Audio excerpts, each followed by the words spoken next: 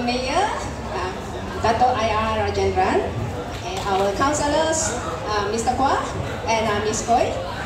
Ladies and gentlemen, welcome to our third Furry Hope Pets Carnival today.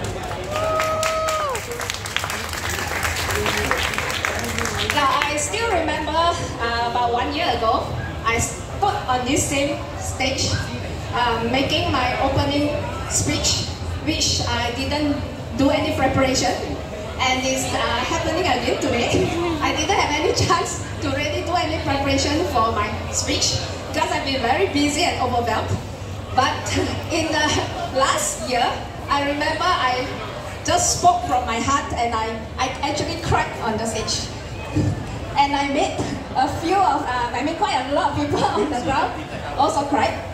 And this year, I promise I won't cry, so that we can save some tears. I would really like to thank YB Shalina Rashid, who has been gracing our event for the third time. She is here for the third time, and I know as a YB, she is very busy, and she still makes the effort to be here today. We really appreciate her presence here today. Thank you, YB. And then we have our kind and compassionate mayor. Do you all know that he actually adopted 2 dogs from us in February? They are indeed very good and very healthy, and thank you for saving them from a life of strays. Thank you. Okay, I also like to thank you, Mr. Kwa, okay, who has been guiding us and helping us as a counsellor, and he has been supporting us humbly in his way. And Ms. Koi, thank you for coming also today. Okay, well, actually, like I said, this is our third pet carnival, and this is the biggest. In the first carnival, we had about 30 booths. In the second carnival last year, we have 40 booths. And this year, we extended to 44 booths, but we are constrained by the space. If not, we will have more booths, and we had to close our registration for our vendors 2 months before today. And this event, I would like to thank actually my small team of Ayaba staff and also my volunteers.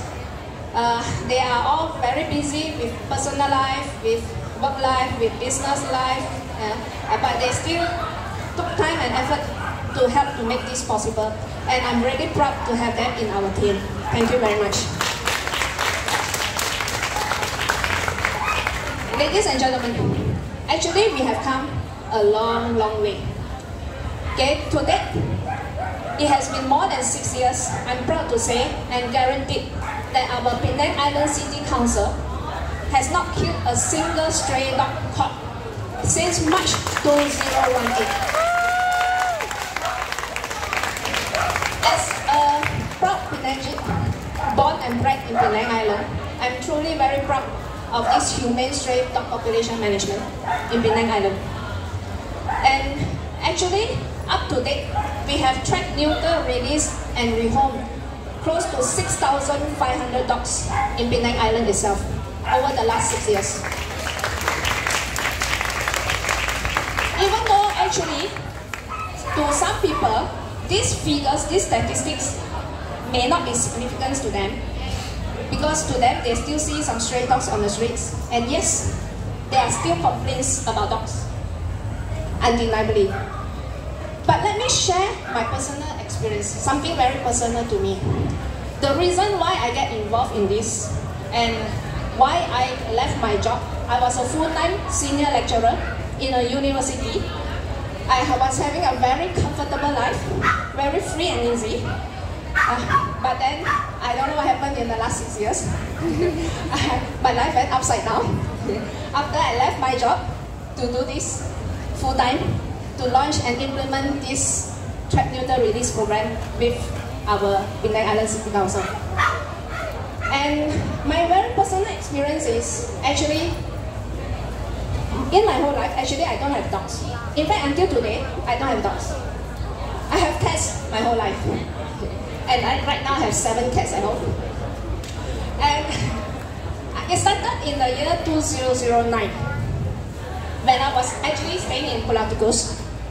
And I used to feed a lot of stray cats. And the population boomed to 30 over cats in the front of my house and the back of my house. And I knew that something has to be done. And I started to actually neuter these stray cats. In the first 2 years, I used my own money, used my own effort. I sent to the private vets, and I could only neuter, of course, the females. And for the first 2 years, I neutered 15 female cats. Subsequently, when I have more money funds, I neuter the males, and I continue to neuter those newcomers that came to my cat colony. Okay, so actually, I left in 2002. I moved house, and from the 30 over cats that I used to have at my cat colony, before I moved house, can you all guess how many cats was left as strays outside my house? Can you all guess? Some say 10. Who else would like to guess? Yeah, the answer is actually 0. 0 cats left. If not, I wouldn't have left them behind. Okay, but why do I share this story of mine, this very personal story of mine, is to actually share with you all that if you imagine in that 13 years, that if I haven't neutered a single cat at where I was staying, can you imagine 13 years later, how many cats would there be at that colony? I don't know what will happen, but I can guarantee MBBP will sure receive complaints during that 13 years. Okay? So actually why I'm sharing this is I want to show that actually even though we have neutered and trapped, neutered and released 6,500 dogs in the whole Penang Island right now, even though we have not achieved 0 strays, but if you look back on the impact, in the past 6 years, if we have not neutered these 6,500 dogs, can you imagine how many more strays or how many more dogs would be in our island right now? So what we are doing has significant impact. But what we are having problem now is abandonment.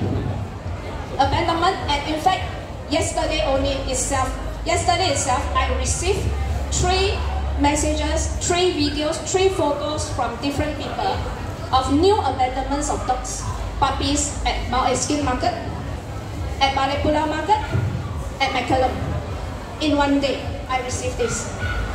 So actually, our work will not end if abandonment continues. So I'm here to urge and encourage all owners to please neuter your pets. Whether it's dogs or cats, please neuter them. And I would like to call for the public, the factories, the farms, the construction sites, the warehouse, the temples, the public who feeds the stray dogs in Penang Island. If you have unneutered strays, please contact us. Let us work together to control the stray dogs population. As I said, we have come a long way. When we started a few years ago as a new NGO, a lot of people don't know us. You know, a lot of people came to us, they couldn't even pronounce Ayapua. They will say you are from the IP something, or AI or IAPA, AIPA, or the most common thing is people ask me, are you SPCA? You're not SPCA, ah? That is the very common thing. But yesterday night, myself, I promise not to cry, but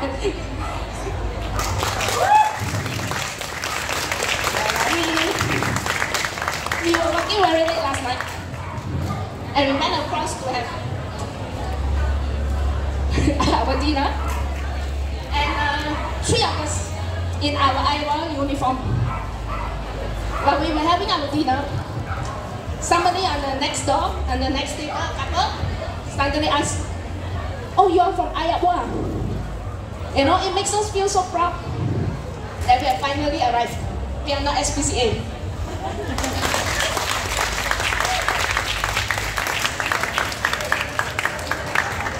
Even though what we have achieved so far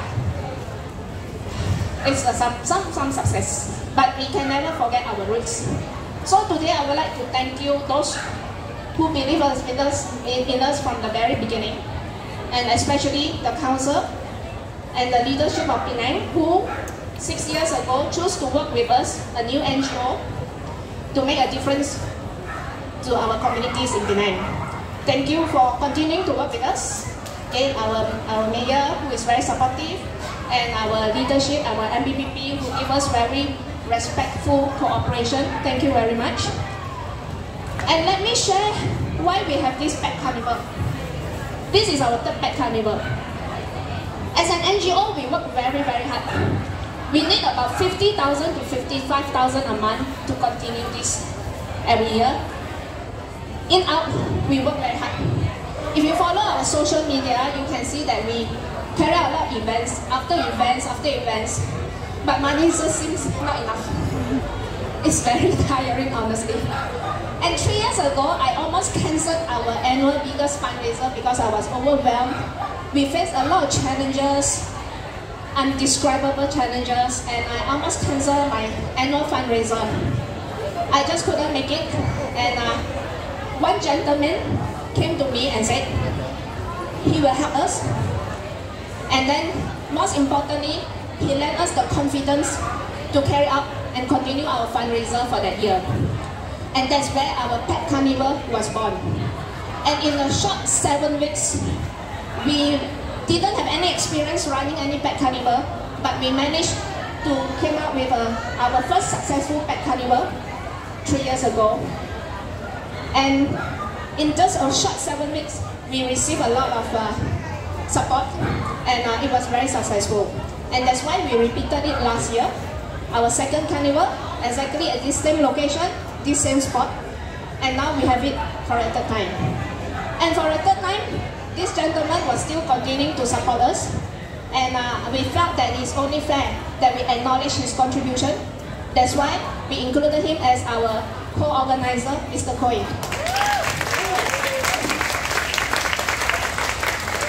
Again, he has been supporting us from way beginning, when people still think we are SPCA.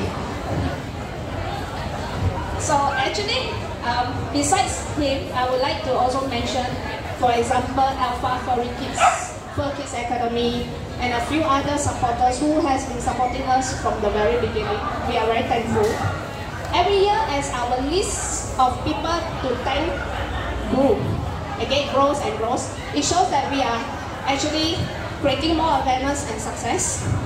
And as I always said it before, and I'm going to say it again, I always believe that no single person, no single NGO, or no single authority can actually solve our strays population issues.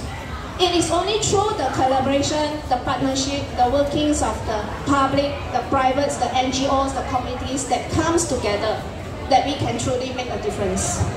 And our project in Penang has actually been used as examples in other parts of Malaysia. And I hope that with all your supports and inspirations here, we hope that we can inspire other people in the rest of the Malaysia to also follow our steps to have our humane stray dogs population management. And we are glad that Penang actually leads. Thank you.